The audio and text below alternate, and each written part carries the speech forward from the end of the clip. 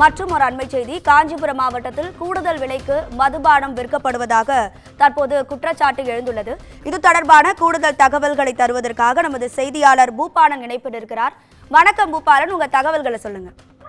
கண்டிப்பாக அரசு மதுபான கடைகளில் போலி மதுபானம் மற்றும் கூடுதலாக மதுபாட்டிலுக்கு 10 ரூபாய் வசூலிப்பதை தடுக்கும் பொருட்டு அதனை மதுபாட்டிலுக்கு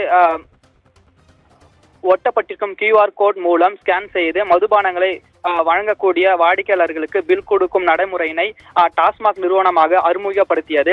அந்த வகையில் காஞ்சிபுரம் மற்றும் செங்கல்பட்டு மாவட்டங்களில் திட்டமிட்டதை செயல்படுத்த நிர்வாகம் அது ஒரு அறிக்கையினை வெளியிட்டிருந்தது. அந்த நிலையில் காஞ்சிபுரத்தில் உள்ள 131 கடைகளிலும் செங்கல்பட்டு மாவட்டத்தில் உள்ள 89 கடைகளிலும் என மொத்தம் 220 கடைகளில் கடந்த வெள்ளிக்கிழமை முதல் மதுபாட்டிலுக்கு பில் வழங்கும் நடைமுறையினை கொண்டு வந்தது. இதில் போலி மதுபானங்கள் மற்றும் மது வாங்கும் வாடிக்கையாளரிடம் இருந்து பாட்டிலுக்கு கூடுதலாக 10 ரூபாய் பெறப்படும் தவிர்க்கப்படும் என நிர்வாக தரப்பில் தகவல் தெரிவித்திருந்தனர். ஆனால் QR கோட் நடைமுறைக்கு வந்த நாள் முதலே வழக்கமாக பாட்டிலுக்கு 10 ரூபாய்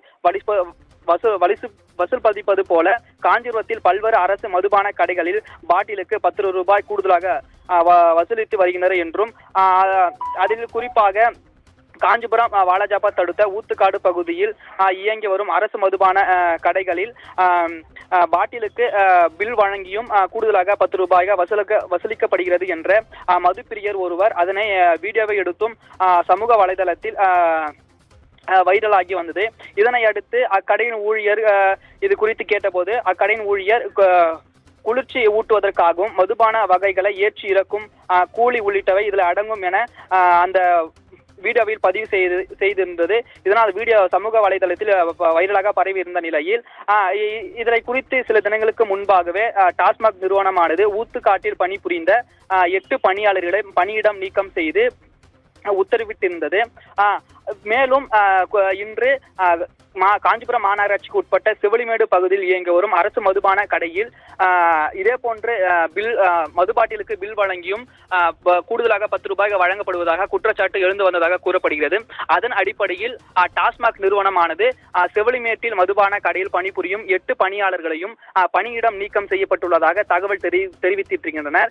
இதில் குறிப்பாக அரசு மதுபான கடையில் 10 ரூபாய் வசூலிப்பது சட்டத்திற்கு புறமானது என்று இதற்கான தக்க நடவடிக்கை எடுக்கப்படும் என டாஸ்மாக் நிறுவனம் தெரிவித்திருந்தாலும் கூட ஊத்துக்காட்டு பகுதியில் 8 நபர்களை பணியிடம் நீக்கம் செய்யப்பட்டிருந்த நிலையில் மீண்டும் அது சிலர் ஊத்துக்காட்டு பகுதியிலேயே மீண்டும் பணி புரிந்து வருகின்றனர் என்று மதுப்பிரியர்கள் குற்றம் சாட்டி வருகின்றனர்.